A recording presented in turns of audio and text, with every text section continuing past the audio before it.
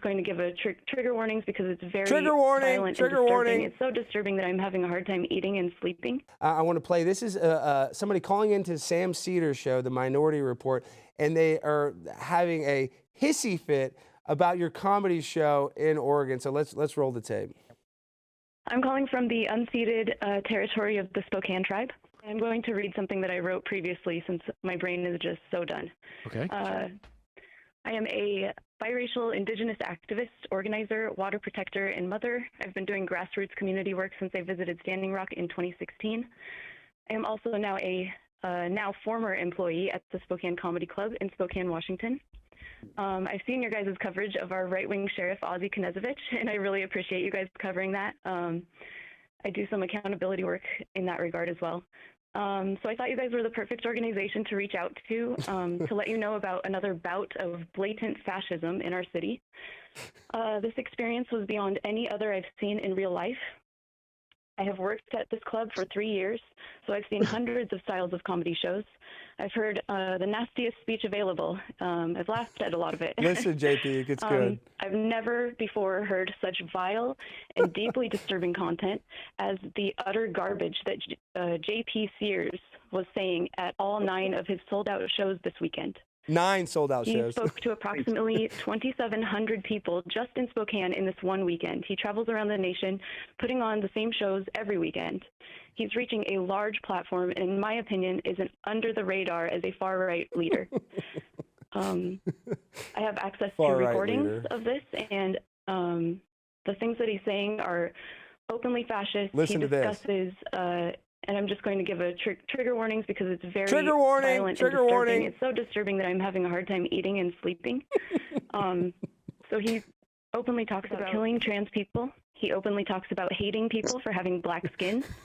He talks about an upcoming civil war and wanting to shoot people. He talked about nuking Seattle and Portland. Talked about election fraud. There's more, but again, my brain is so tired from being processed through all of this garbage and the atrocious behavior of his audience. He's got a big YouTube channel. He's got almost 2.1 million subscribers, and he's getting hundreds of thousands of views on things like, is the left normalizing pedophiles? Wow. So, JB, I got to get your reaction. What did you think about that? That woman, she worked at a comedy club. She can't eat or sleep because of your comedy. Well, obviously, I'm affected. I'm going to quit. This is an unsafe space for her. No, I mean, first off, I'd say one, thank you to her for being there, serving the audience, their drinks and food, and taking care of the 2,700 people that actually, for some reason, wanted to hear what I had to say. But man, first off, I'm amused. Do you remember that show? Real quick, JB, do you remember the show she's talking about, that club in Spokane? Do you remember it at all? Okay, sorry. And, I'm amused and also not surprised by the smears. We hear this over and over again, someone on the left. Here's something that makes their, I'd say, lack of principles and lack of rooting in truth, rather they're rooted in the narrative, makes them feel insecure about that. So out comes the smears, hating people with black skin, wants to kill trans people. Like, how you get that from my show that's a creative work of art itself. Yeah. So anyway, I'm amused, and I love freedom. So I love that she has the ability to think and interpret the way she wants. She needs a safe space. I hope she's a real safe space. She had a trigger warning. And listen, they always call you, or they call me fascist. They call us all these stuff because they're not based in reality. These people are not really connected to reality. When you talked about where she's from, she's like a Native American, and she does all this activism. So she's not even a real person. She just doesn't like you because of where you are ideologically. She probably, I'm guessing you probably made everybody laugh, and that probably pissed her off way more. Do you think that was what really triggered her, is that you sold out and did so well?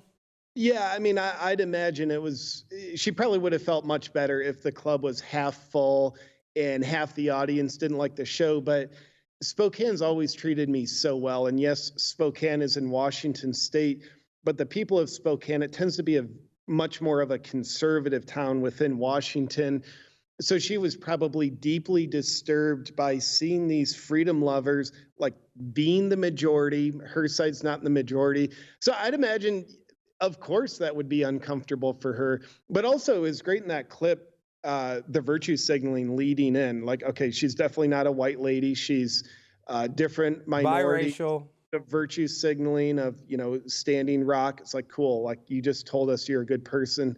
That's very humble of you, and gave us a trigger warning. So it's amusing. I hadn't heard that clip before, so I appreciate hearing that. That's just fun. No, I love that clip. I listened to it, and I, like I said, I don't want to keep sitting here and kissing your butt. I think you're pretty populist. I mean, you're obviously conservative. I've never heard you say anything anti-black, homophobic, or even transphobic. I just think that you don't want men to be able to compete against women in sports. I think that's pretty basic, general premise that we should all at least agree on, that biological men have an advantage against biological females. Yeah, man. But I'd like it. I think where we need to go is ban women from women's sports. That's really what I stand for. Just seeing the guys in there in dresses, we see better performances objectively. They're stronger. They run faster. They swim better.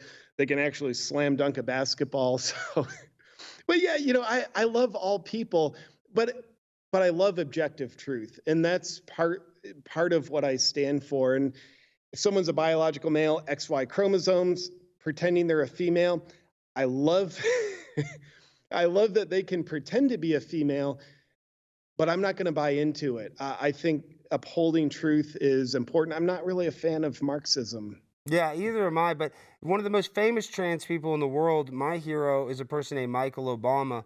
And I'll be honest, so I'm so fly, I'm aligned with the planes. My grind so refined, I got no time for no games. Ask yourself